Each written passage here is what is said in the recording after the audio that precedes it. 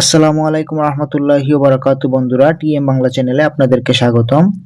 বন্ধুরা, স্ক্রিনে একটি নকশা দেখতে পাচ্ছেন, ভালোবাসার একটি পরীক্ষিত নকশা। এটি আমার কিতাব থেকে সংগ্রহ করেছি, 100% পরীক্ষিত এবং এটি 1000 বার পরীক্ষিত। আপনারা প্রয়োগ করে দেখতে পারেন, ইনশাআল্লাহ 100% রেজাল্ট পাবেন।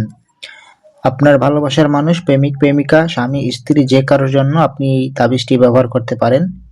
আপনার সম্পর্ক ব্রেকআপ হয়ে গেছে, আপনার স্বামী ছেড়ে চলে গেছে, আপনার স্ত্রী ছেড়ে চলে গেছে, আপনার প্রেমিকা প্রেমিক ছেড়ে চলে গেছে, যে কেউ, আপনার বন্ধু বান্ধব হতে পারে, যে কেউ আপনাকে ভালোবাসে না, তাকে আপনি আপনার গোলাম বানিয়ে ফেলতে পারবেন, আপনার প্রেমে পাগল করে ফেলতে পারবেন ইনশাআল্লাহ। এটি খুবই পাওয়ারফুল এবং শক্তিশালী একটি তাবিজ। এটি আমার কিতাব থেকে দেওয়া। এটি 100 বার পরীক্ষিত, 1000 বার পরীক্ষিত। আপনারা প্রয়োগ করে দেখুন, ইনশাআল্লাহ আপনাদের ভালোবাসার মানুষ ফিরে আসবে অবশ্যই। এটির রেজাল্ট খুব দ্রুত দেখতে পাবেন, 24 ঘন্টার মধ্যে এটির রেজাল্ট পাওয়া যাবে। তবে সঠিক নিয়মে সঠিকভাবে ব্যবহার করতে হবে। তো এই ভিডিওটি একদম শেষ পর্যন্ত দেখবেন, কেটে কেটে টেনে টেনে দেখবেন না, তাহলে কিছুই বুঝতে পারবেন না, ঠিক আছে? একদম শেষ পর্যন্ত দেখবেন কিভাবে আপনি এই তাবিজ দিয়ে আপনার ভালোবাসার মানুষকে আপনার প্রেমে পাগল করতে পারেন, আপনার প্রেমে বাধ্য করতে পারেন। তো এই তাবিজটি যে কোনো দিন আপনি লিখতে পারেন, তবে হচ্ছে গিয়ে শনি মঙ্গলবার অথবা শুক্রবার, এই 3 দিন যে কোনো একদিন লিখলে ভালো হয়। যদি সময় না থাকে তাহলে আপনি যে কোনো দিন লিখে নেবেন। এই তাবিজটি লেখার জন্য অবশ্যই আপনাকে লাল কলমের কালি অথবা জাফরানের কালি ব্যবহার করতে হবে। এই তাবিজটি লেখার জন্য পাক পবিত্র হয়ে নেবেন এবং হচ্ছে গিয়ে 3 বার অথবা 7 বার দুরূদ শরীফ পাঠ করে নেবেন। তাবিজ লেখার আগে এই যে একটা লম্বা করে একটা টান দিবেন, ঠিক আছে? টান দিয়ে এখানে একটা তীর চিহ্ন এঁকে দিবেন, ঠিক আছে? স্ক্রিনে আপনাদেরকে এই তাবিজের নকশাটা পুরোপুরি দিয়ে দিব আমি, আপনারা ওইখান থেকে দেখে নেবেন।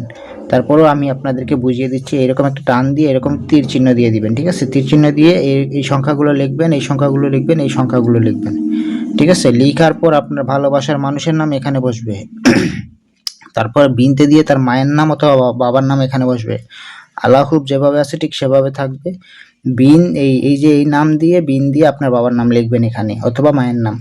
মোট কথা হচ্ছে যে যাকে ভালোবাসেন তার নাম, বিনতে দিয়ে তার মায়ের নাম, আল্লাহুব আপনার নাম, আপনার বিন দিয়ে আপনার বাবা অথবা মায়ের নাম, শেষ।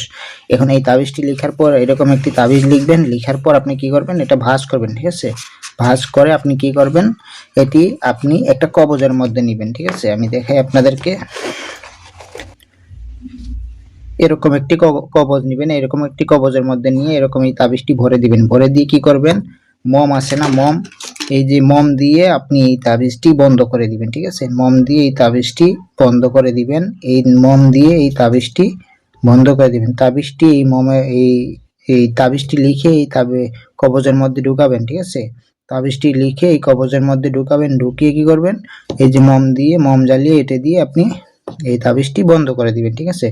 বন্ধ করে দেওয়ার পর আপনি এই তাবিজ কি করবেন, এই তাবিজটি আপনি যে কোনো গাছ, উঁচু গাছের নিচে আপনি যাবেন, উঁচু গাছের উপরে এটি আপনি এই বেঁধে দিবেন, ঠিক আছে? উঁচু গাছের মধ্যে বেঁধে দিবেন অথবা মিষ্টি ফলদার গাছে বেঁধে দিবেন অথবা উঁচু কোনো স্থানে বেঁধে দিবেন, যাতে যেটা বাতাসে নড়াচড়া করে, ঠিক আছে?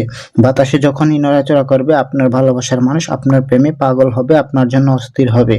তবে এটি জায়েজ কাজে ব্যবহার করবেন, নাজায়েজ কাজে ব্যবহার করবেন না, তাহলে হিতে বিপরীত হতে পারে। এটি আপনাদেরকে সাবধান করে দিচ্ছি, আপনারা অবশ্যই জায়েজ কাজে ব্যবহার করবেন, নাজায়েজ কাজে ব্যবহার করবেন না। এটি আমার খুব পাওয়ারফুল এবং পরীক্ষিত একটি তাবিজ।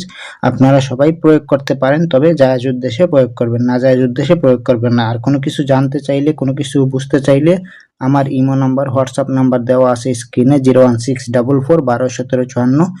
এই নাম্বারে যোগাযোগ করতে পারেন অথবা সরাসরি কল দিতে পারেন, ঠিক আছে? ইমো হোয়াটসঅ্যাপও আছে, আপনারা চাইলে ইমো হোয়াটসঅ্যাপে যোগাযোগ করতে পারেন। তো আজকের মতো এ পর্যন্তই বন্ধুরা, সবাই ভালো থাকবেন, সুস্থ থাকবেন, আমার জন্য দোয়া করবেন। আসসালামু আলাইকুম রহমতুল্লাহ।